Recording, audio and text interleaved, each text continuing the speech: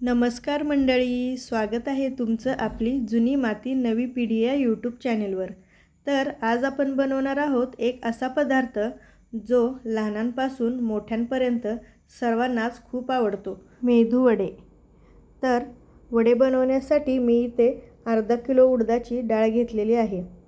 आपल्याला उडदाची डाळ 6 ते 7 तास भिजवून घ्यायची आहे।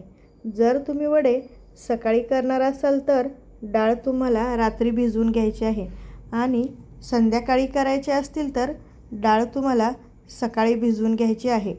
डाळ वाटताना मात्र जेव्हा तुम्ही वडे बनवणार आहात त्याच वेळेला डाळ वाटून घ्यायची आहे, कारण अगोदरच डाळ जर तुम्ही बारीक करून ठेवली तर ती वडे होईपर्यंत पातळ होते आणि त्यामध्ये खूप तेल बसतं।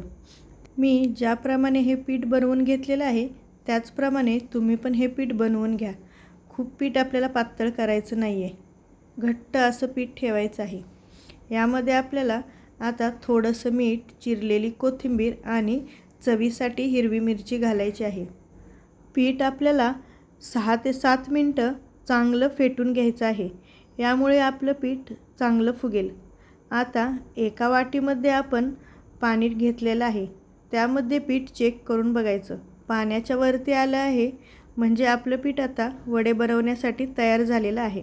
फेटल्यामुळे पीठ चांगलं फुगलेलं आहे, यामुळे यात बेकिंग सोडा घालायची गरज नाही। वडे बनवताना हाताला प्रत्येक वेळा पाणी लावून घ्यायचं आहे, कारण यामुळे वडे आपल्या हाताला चिकटणार नाहीत। मी वडे हातानेच बनवत आहे। तेल मी अगोदरच तापायला ठेवले होते।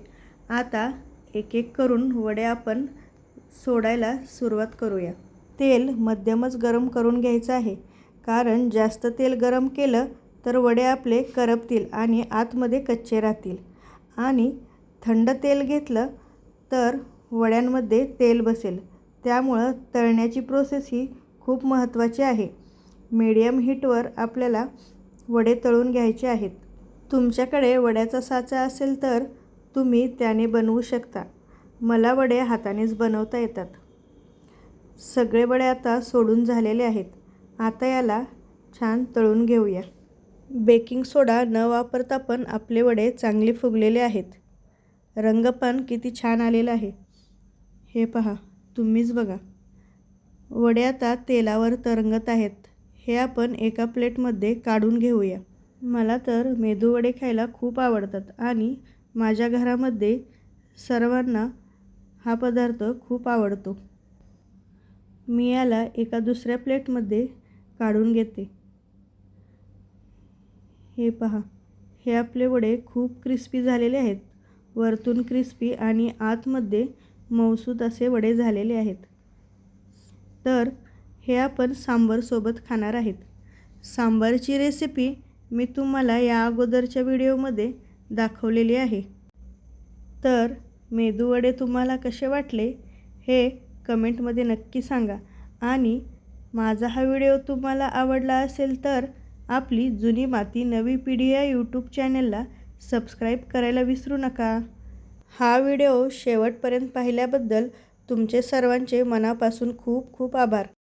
तुमचे आवडीचे पदार्थ कोणते आहेत ते मला कमेंटमध्ये सांगा, ते मी आपल्या किचनमध्ये बनवण्याचा प्रयत्न करेल व तुमच्यापर्यंत पोहोचवेल। धन्यवाद।